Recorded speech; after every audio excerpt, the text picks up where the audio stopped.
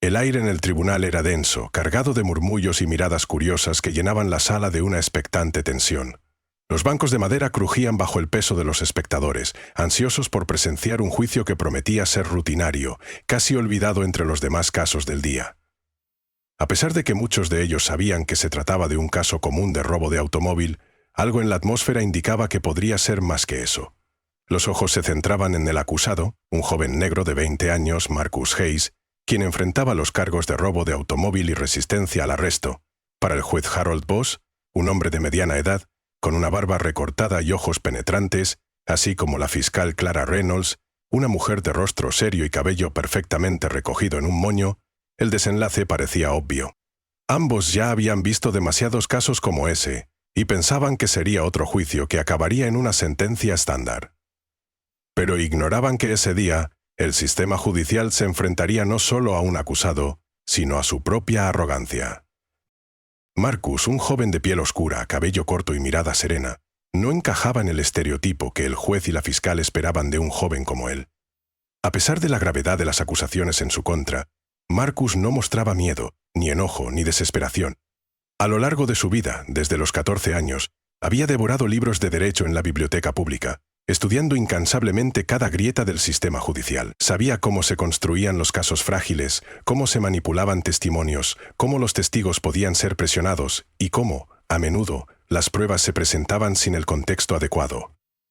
Hoy, con las manos esposadas pero la mente completamente libre, estaba dispuesto a demostrar todo lo que había aprendido, dispuesto a llevar la justicia a su terreno, no el de los poderosos que se creían invencibles.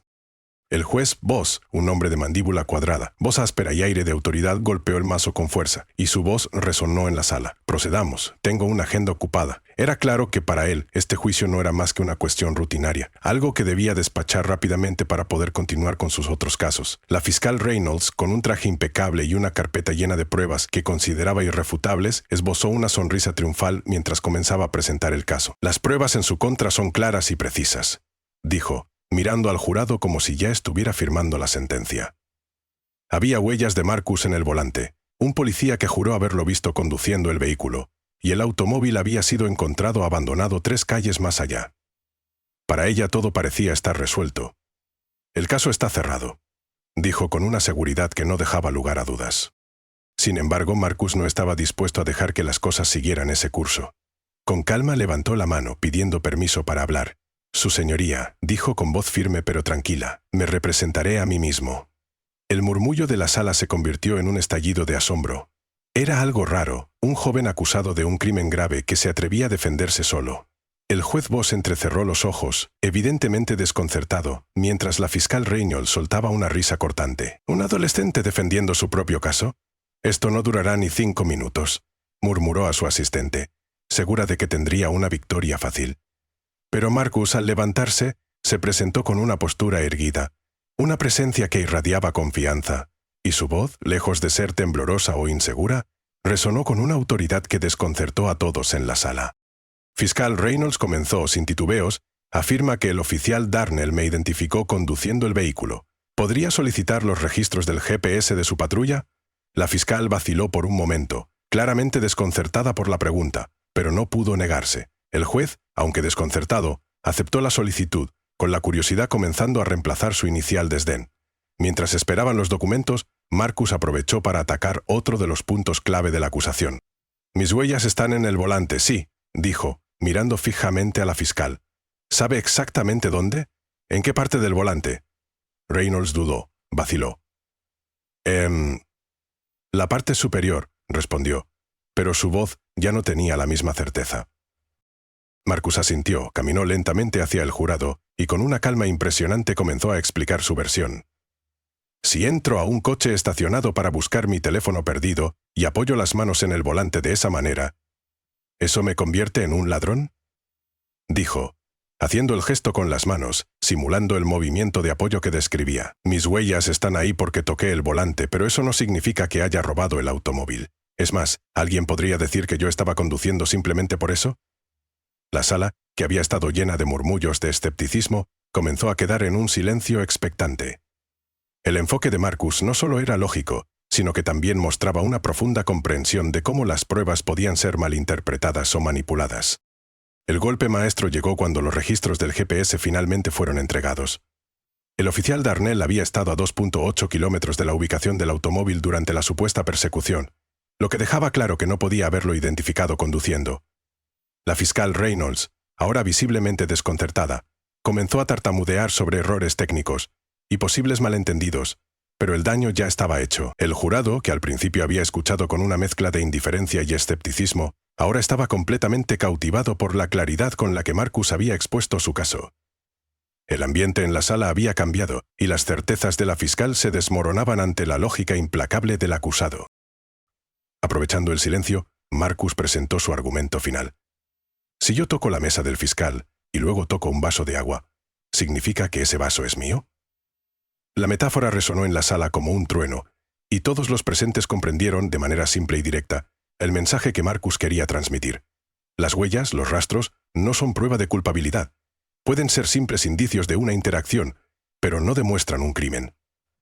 Finalmente, el juez Voss, con una mirada que había pasado del desdén a la sorpresa, desestimó los cargos. No fue una sentencia de absolución común, fue un reconocimiento tácito de que había sido engañado, de que había subestimado a alguien que en su juventud había logrado burlar el sistema al que muchos se rendían sin cuestionarlo. La fiscal, por su parte, no podía esconder su frustración, pero ya no quedaba espacio para su arrogancia. Fuera del tribunal, mientras los periodistas se apresuraban a hacer preguntas, Marcus abrazó a su abuela, cuya mano temblorosa acarició su rostro. «Tu padre habría estallado de orgullo», susurró ella, sus ojos llenos de lágrimas. Ese momento fue más que una victoria legal. Era la confirmación de que, a pesar de todos los obstáculos, él había logrado algo mucho más grande. No solo había derrotado un sistema que muchas veces se siente invencible, sino que también había demostrado que la verdadera justicia no reside solo en las pruebas materiales, sino en la capacidad de cuestionar y desafiar lo establecido. Esa noche Marcus se encontró de pie en el techo de su edificio, contemplando la ciudad iluminada bajo un cielo estrellado. En sus manos sostenía una copia desgastada de Derecho Constitucional. Sabía que esta victoria no era más que un guijarro lanzado contra un muro de injusticia, pero para él, cada grieta que lograba abrir importaba. Esa misma noche, con la sensación de que había ganado más que solo un juicio, Marcus decidió que su próxima batalla no sería como acusado, sino como abogado. Al día siguiente, con renovado propósito, solicitó su ingreso a la Facultad de Derecho. Su futuro ya no se vería definido por las esposas, sino por la corbata que usaría en su próximo juicio. Pero ahora, una pregunta resonaba en su mente. ¿Cuántos como él habían sido silenciados por un sistema que asume culpabilidad antes de escuchar? ¿Cuántas voces se apagaban en celdas frías porque nadie les enseñó a pelear con las leyes que otros escribieron? Marcus no era un héroe, solo era alguien que había leído las reglas del juego y decidido jugar mejor. ¿Y tú? ¿Alguna vez has pensado en cuántas historias como esta ocurren tras puertas cerradas? ¿Cuántos inocentes cargan condenas porque el sistema prefiere la velocidad a la verdad? Esta no es solo la historia de Marcus Hayes, es un recordatorio. La justicia no es un espectáculo, es un derecho. Y a veces, para defenderla, hay que volverla en contra de quienes la manipulan. Si esta historia te hizo cuestionar, te hizo indignar o te hizo creer en el cambio, comparte, dale me gusta, suscríbete y activa las notificaciones. Porque cada vez que alguien alza la voz, un fiscal duda antes de acusar sin pruebas. Un juez piensa 2 veces antes de burlarse. Y quizá, solo quizá, el sistema empiece a temblar. La próxima vez que escuches sobre un caso abierto y cerrado, recuerda a Marcus y pregúntate, ¿quién más está listo para desafiar las reglas?